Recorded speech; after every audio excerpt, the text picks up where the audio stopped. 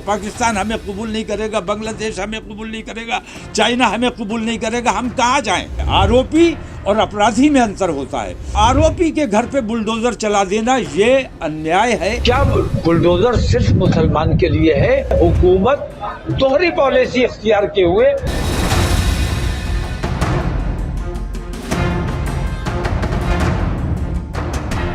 अपने विवादित बयानों के लिए मशहूर इत्तेहाद मिल्लत काउंसिल के अध्यक्ष मौलाना तौकीर रजा मुरादाबाद पहुंचे हुए थे, जहां उन्होंने अपना विवादित बयान दिया। उन्होंने प्रधानमंत्री नरेंद्र मोदी को आज के वक्त का धृतराष्ट्र बताया है। उन्होंने बड़ा आरोप लगाते हुए कहा कि कुछ हिंदू संगठन मुस्लिम दुश्मनी में अंधे होकर हिंदू समाज का गला काट रहे हैं। एक सर्वे के मुताबिक तकरीबन 10 लाख मुसलमान लड़कियों को बहलाकर, लालच देकर, अगवा करके उन्हें हिंदू बना दिया गया। इसे घर वापसी का नाम दिया गया। बुलडोजर की कार्रवाई सिर्फ मुस्लिमों पर होती है और अगर मुस्लिम नौजवानों ने इस्लामी मुल्क की मांग कर दी तो फिर क्या होगा? ऐसी अनर्गल बयानबाजी करने वाले और इनके साथ सुर से सुर मिलाने वाले फारूक अब्दुल्ला ने क्या जहर उगला, इन दोनों का जहर आपको इस रिपोर्ट में बताऊंगा। नमस्कार, एनएमएफ न्यूज देख रहे हैं आप, मैं हूं आपके साथ अभिषेक कुंडीर।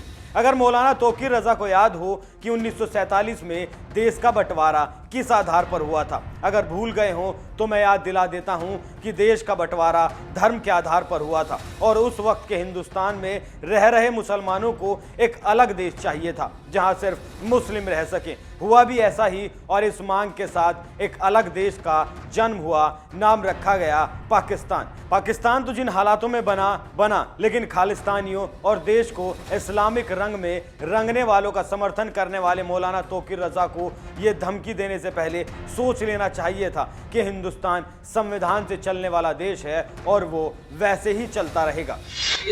वो हिंदू राष्ट्र की बात करने वक्त वालों पर कार्रवाई होनी चाहिए, 23 दिनों का मुकदमा चलाया जाना चाहिए। वरना हमें अंदेशा इस बात का है कि कल ऐसा ना हो कि हिंदू राष्ट्र वाले इतनी नफरतें बढ़ा दे, इतनी परेशानियां बढ़ा दे, अफरा तफरी का माहौल बने और हमारे नौजवान कल खड़े हो जाए और जो वो ऐलान करे कि हमें मुस्लिम राष्ट्र। मौलाना तौकीर रजा ने कहा कि जो हिंदू राष्ट्र की मांग करते हैं सरकार उन पर मुकदमे नहीं करती, गिरफ्तारी नहीं करती। ऐसे में जो खालिस्तान की मांग करते हैं उनकी मांग भी जायज़ है। अगर खालिस्तान की मांग गलत है तो हिंदू राष्ट्र की मांग भी गलत है। खालिस्तान की मांग करने पर कार्रवाई की जाती है, वो हिंदू राष्ट्र की मांग करने वालों पर कार्रवाई होनी चाहिए, उन पर भी देशद्रोह का मुकदमा चलाया जाना चाहिए। कहीं ऐसा ना हो कि हिंदू राष्ट्र वाले नफरत और अफरा तफरी का माहौल पैदा कर दें, हमारे नौजवान कल खड़े हो जाएं और ऐलान करें कि हमें मुस्लिम राष्ट्र चाहिए। तो मौलाना साहब, मांग करने का भी एक अपना तरीका होता है। आपको फिर याद दिला दूं कि पीएफआई के मंसूबे थे 2047 तक भारत को इस्लामिक राष्ट्र बनाना है। सिर्फ 10% मुसलमानों को साथ लेकर 100 करोड़ हिंदुओं को घुटनों पर लाने का प्लान था, लेकिन मौलाना तौकीर रजा भूल गए होंगे। मौलाना ने खालिस्तान की मांग को सही ठहरा दिया, लेकिन ये क्यों नहीं बताया कि 26 जनवरी के दिन तिरंगे का भी अपमान किया गया, वो भी लाल किले की प्राचीर से। तिरंगा उतारकर खालिस्तान का झंडा लगा दिया गया। अजनाला में भीड़ ने पूरे थाने को बंधक बना लिया और भीड़ के हाथ में तलवारें लहरा रही थी, नंगी तलवारों के साथ साथ नंगी बंदूकें नाच रही थी। ये भी खालिस्तान की मांग करने वाले ही लोग थे। क्या अपनी मांग को रखने का यही तरीका होता है? अगर मौलाना इस तरीके से सहमत नजर आते हैं तो मौलाना गलत हैं, सरासर गलत हैं। अब आगे सुनिए मौलाना क्या कहते हैं। मीडिया के सवालों का जवाब देते हुए मौलाना तौकीर रजा ने योगी सरकार की बुलडोजर के एक्शन पर सवाल खड़े किए। उन्होंने कहा, क्या बुलडोजर सिर्फ मुसलमान के लिए है? कातिल गिरफ्तार नहीं किए जा रहे हैं, उन पर मुकदमा कायम नहीं किया जा रहा है, उनको भगाया जा रहा है।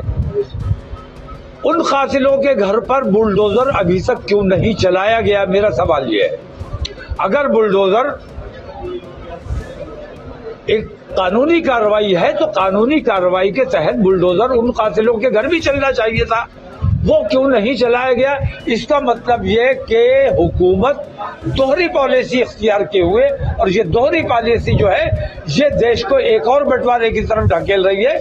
मौलाना ने आगे क्या कहा वो सुनकर आप चौंक सकते हैं, क्योंकि मौलाना तौकीर रजा माफिया अतीक अहमद और उसके परिवार का बचाव करते नजर आए। सुनिए क्या कहना है अतीक पर। अतीक अहमद के बेटों को गिरफ्तारी और एनकाउंटर के शक को लेकर तौकीर रजा ने क्या कहा वो भी देखिए। इन लोगों में सियासी दुश्मनी है, सियासी बदला लेने का काम किया जा रहा है। देश में हिंदू मुस्लिम बंटवारे का अंदेशा है। तौकीर रजा ने कहा कि मैं इस काम के लिए निकला हूं, देश में एकता और बराबरी हो, सबके साथ इंसाफ होना चाहिए।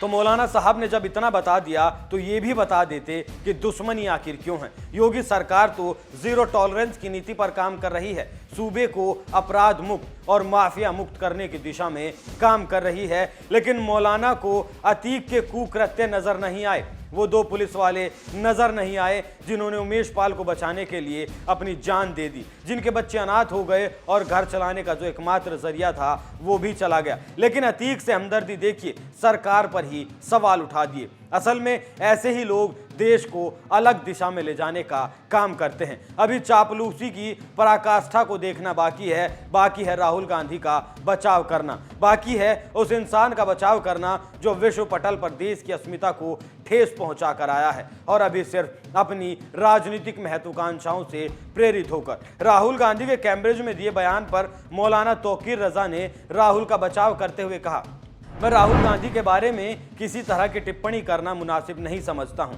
ये उनके निजी मामलात हैं, लेकिन इतना ज़रूर जानता हूं कि देश को बनाने और बचाने का अंग्रेज़ों की गुलामी से निजात दिलाने का काम जिन लोगों ने किया वो आज संघर्ष की पोजीशन में हैं। उन्होंने अंग्रेज़ों की गुलामी और चापलूसी की, वो लोग आज हमारे देश की सत्ता पर काबिज हैं। ये देश के लिए बहुत बड़ा दुर्भाग्य है। ये वही राहुल गांधी हैं जो अडानी को प्रधानमंत्री मोदी का दोस्त बताते हैं लेकिन सबूत नहीं दे पाते, प्रधानमंत्री को कैम्ब्रिज में तानाशाह बताते हैं। अपने देश की संसद में वो चाहे कुछ भी कहें, सवाल जवाब हो सकते हैं, लेकिन लंदन में जाकर देश को बदनाम करना मौलाना को सही लगता है। अब वो उन्हें सही क्यों लगता है इस बात का जवाब तो खुद मौलाना ही दे सकते हैं, लेकिन मौलाना को ऐसी राजनीति से प्रेरित नहीं होना चाहिए। और अगर राजनीतिक महत्वाकांक्षाएं हिलोरे मार रही हैं तो सीधा चुनाव मैदान में उतरें और देखें क्या कहती है उनकी जहरीली बयानबाजी। मौलाना तौकीर रजा यहीं नहीं रुकते, उन्होंने आगे भी अपना जहर उगलना जारी रखा। मौलाना कहते हैं, एक सर्वे में यह बात सामने आई है कि देश भर में 10 लाख मुस्लिम लड़कियों को बहला फुसलाकर और लालच देकर उनका धर्मांतरण करवा दिया गया। इसके बाद उनकी हिंदू लड़कों से शादी करा दी गई और इसे घर वापसी का नाम दिया गया। उन्होंने कहा कि देश की अखंडता की रक्षा के लिए वो 15 मार्च को बरेली से दिल्ली तक तिरंगा यात्रा निकालेंगे। ये तो नहीं पता कि मौलाना ने यह आंकड़ा किस एजेंसी से लिया होगा, लेकिन इसे सफेद झूठ कहा जा सकता है, क्योंकि इन्हीं के एक मौलाना है जो हाथ में कलावा बांधकर, माथे पर तिलक लगाकर, सोशल मीडिया पर हिंदू नाम रखकर हिंदू लड़कियों को फंसाते हैं और फिर जबरन धर्मांतरण करवाते हैं। मौलाना शहाबुद्दीन बरेलवी ने ऐसे मुस्लिम लड़कों के खिलाफ फतवा जारी किया था और फतवा भी अभी पिछले ही हफ्ते जारी किया गया। तो ऐसे में तौकीर रजा जवाब दें कि शहाबुद्दीन बरेलवी गलत हैं या फिर वो खुद गलत हैं, क्योंकि रोज ऐसे तमाम केस सामने आते हैं जहां हिंदू लड़कियों को जबरन इस्लाम कबूल करवाया जाता है और फिर सूटकेस में पैक कर दिया जाता है, या फिर श्रद्धा वॉलकर को तो देश कभी नहीं भूल सकता। अब इस जहर का एक और रूप देखिए, नाम अलग है लेकिन काम एक ही जैसा है। एक तरफ मौलाना तौकीर रजा जहर उगल रहे थे तो वहीं दूसरी तरफ कश्मीर वाले फारूक अब्दुल्ला का कहना है कि 22-24 करोड़ मुस्लिमों को समुंदर में नहीं फेंका जा सकता और ना ही चीन भेजा जा सकता है। जम्मू कश्मीर के पूर्व मुख्यमंत्री फारूक अब्दुल्ला ने कहा कि सरकार देश को धार्मिक लकीरें खींचकर बांट रही है और इस पर रोक लगानी जरूरी है। उन्होंने भाजपा सरकार पर निशाना साधते हुए कहा, ये लोग 22-24 करोड़ मुस्लिमों के साथ क्या करेंगे? क्या उन्हें समंदर में फेंक देंगे या फिर चीन भेज देंगे? उन्होंने कहा कि गांधी जी राम राज्य की बात करते थे, इसका मतलब एक ऐसे कल्याणकारी राज्य से था जहां सभी लोगों को बराबरी का मौका मिले और किसी के खिलाफ कोई भेदभाव ना हो। उन्होंने कहा कि इस देश में विभाजन की राजनीति नहीं होनी चाहिए। ये बात तो पूर्व मुख्यमंत्री ने बिल्कुल सही कही है कि देश में विभाजन की राजनीति नहीं होनी चाहिए, लेकिन इस बात को कहने से पहले खुद समझने की जरूरत है, खुद के लोगों को समझाने की जरूरत है, क्योंकि देश में मुस्लिमों का सबसे बड़ा रहनुमा बनने की एक होड़ सी लगी है। पहले उस होड़ को खत्म करना होगा, तब जाकर कहीं विभाजन की राजनीति पर बयान देना होगा। आप इस खबर पर क्या राय रखते हैं, हमें कमेंट करके जरूर बताएं। नमस्कार।